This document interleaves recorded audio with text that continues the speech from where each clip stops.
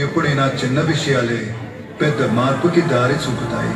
కానీ పిల్లలు దారి తప్పితే అమ్మా నాన్నలుగా వాళ్ళని మనమే దారిలో పెట్టాలిగా. నీ మాట ఎప్పుడు నేను కాదన్నాను పార్వతి. కాకపోతే ఈ మహాశివరాత్రి లింగోద్భవ కాలం ముగిసే లోపు కనీసం తిన్నడు ఒక్కసారైనా శివయ్య అనాలే. అనకపోతే ఎన్ని జన్మలెత్తినా నాలో ఐక్యం కాలేడు. మళ్ళీ మెలికేంటి స్వామి?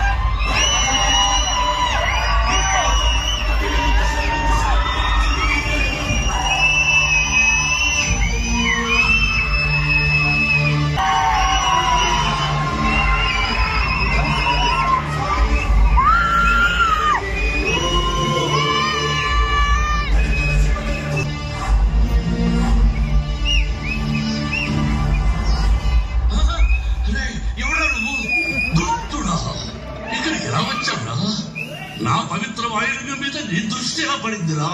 గప్పా గప్పా, అంత కోపం ఎందుకు?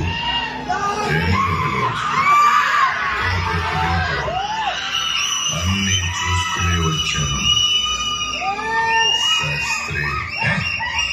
ఏమిటా మర్యాద లేని పిలుపు? నేనెవరో తెలిసే మాట్లాడుతున్నావా? అఘోర ముఖ రచన విధి విధాన నిష్ఠాతుడిని, వేదాంగ పారంగతుడిని, సమస్త లోక జనహితుడిని, పరమేష్ఠి హృదయ పరివేష్టిత అఖండ భక్తాపేక్షణ భూషణ పండిత మహదేవ శాస్త్రిని. అయ్యి బాబోయ్, జటాజుటంత పొడవు రావాలి. ఏదో అలా అలా జాతాను తాతాను. ఇక్కడికి ఎవరు రాకూడదు. ఇది సంప్రదాయం, శాసనం. ఆ శాసనం కూడా నువ్వే రాసుంటావు. ప్రేరాపణ. మహర్షులు తపోసంపన్నులు రాసిన శాస్త్రాలే శాసనాలు, అక్షరాలే అస్త్రాలు. మరి ఆ అక్షరాలని భాషని మీరు పుట్టించారా?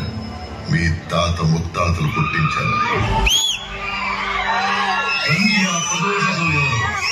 కైలాసంలో పరమేశ్వరుడు ఆనంద తాండవం చేస్తుండగా డమరుగనాథంలో నుంచి అక్షరాలు పుట్టాయి, భాష జన్మించింది.